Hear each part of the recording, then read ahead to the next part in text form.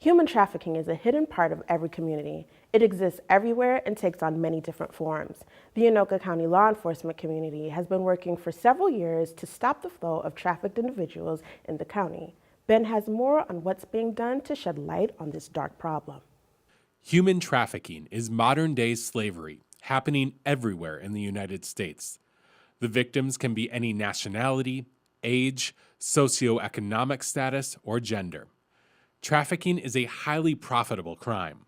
Worldwide, human trafficking is a $150 billion a year business. It takes many forms, including sex trafficking, forced labor, and domestic servitude. In Anoka County, Sheriff James Stewart and County Attorney Tony Palumbo are working to educate the public on the growing problem right in their own backyard. We want the public to know and to be aware of some of the problems that we are seeing here in the law enforcement side. We know that we've been taking this battle on for many years. However, we need more eyes and ears out there. I tell individuals, when you're out in the community and you see something that just doesn't feel right, there's a reason for it. Act on it. When in doubt, call us out. And that's kind of the message we want to get out to people. It is estimated that 1 out of every 6 runaway youth are sex trafficking victims, a statistic that is proving true in Anoka County. A large percentage, I know, of our homeless youth are trading sex for food, clothing, shelter. They are couch hopping, they are going various places, and they find that it's, that's a method of currency, so to speak. What many victims believe will be a quick fix to their problems ends up being a lifestyle they can never escape. Once you get into that life, very, very difficult to get out. The reality is, when you're 11 to 14 years old, no matter what we're talking about, you're not going to be making good decisions. And so when you have somebody who is a master manipulator and who knows how to manipulate anyone, much less a child's mind, they're going to find ways to entice you. They're going to find ways to lure you in and get you to lower your defenses.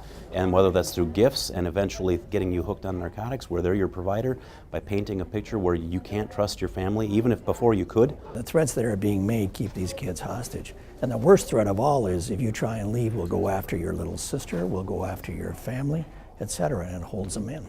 They are going to masterfully create a situation where the trafficked victims look to their trafficker as their boyfriend, as their caretaker, as somebody who cares about them. And it's not unlike a domestic violence circle where they eventually start to believe that it'll get better and that they do care about them. And so we constantly see that the kids are caught up in that lifestyle.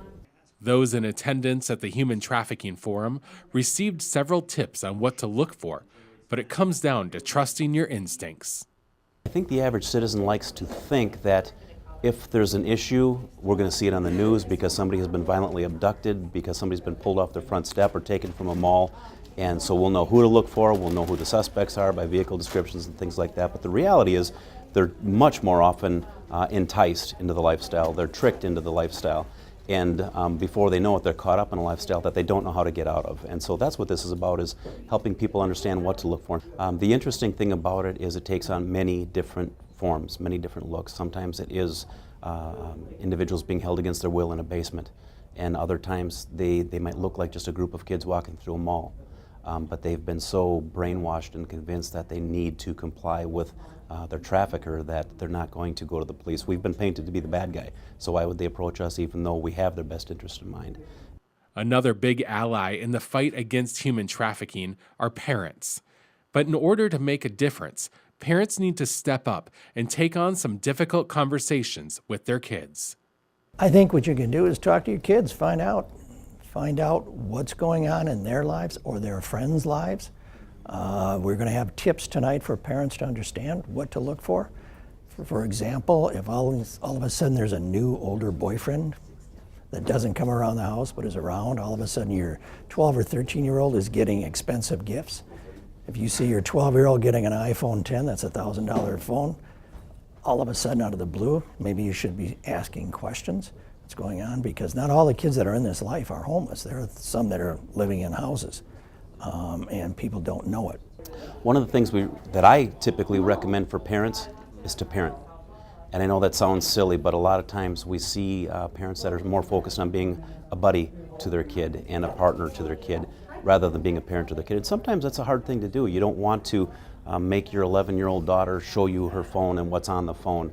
And yet that's one of the key ways that they're getting access to our kids is through social media and some of these other ways nowadays. So we need to parent first and foremost, and we need to have the parents be engaged, have those tough talks, have those communications, and help your kids know what to look for. Cases of human trafficking are often hard to investigate and prosecute. The struggle is the complexity of these cases.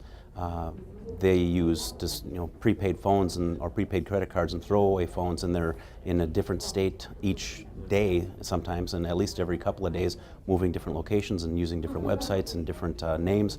And so it becomes a very, very complex case, and sometimes it can take 6-7 months to get a decent case, and following somebody around state to state with a lot of different subpoenas and warrants and those kind of things. So you can imagine the complexity of these cases, and there just quite simply aren't enough law enforcement resources to go after these cases effectively, because if it were that simple as identifying them, I'm confident those that are trained in these cases could identify hundreds tonight.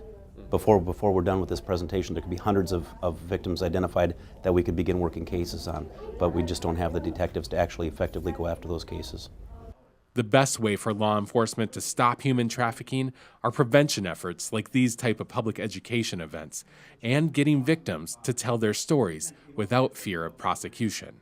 I have joined with other prosecutors in this area in treating the underage victims of prostitution as victims. We are not targeting them for prosecution. So number one, we try and let them know, let the message get out. If you come forward just because you've been in the light doesn't necessarily mean you're going to be prosecuted.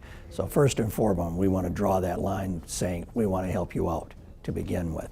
What we're trying to do in law enforcement certainly is to make sure kids know adults do care for them, and we got resources to help them should they want to get out. For North Metro TV News, Ben Hale reporting. In the first 6 months of 2017, 37 cases of human trafficking were reported in Minnesota. This stat just confirms how hidden this crime is and how few victims ever reach out for help.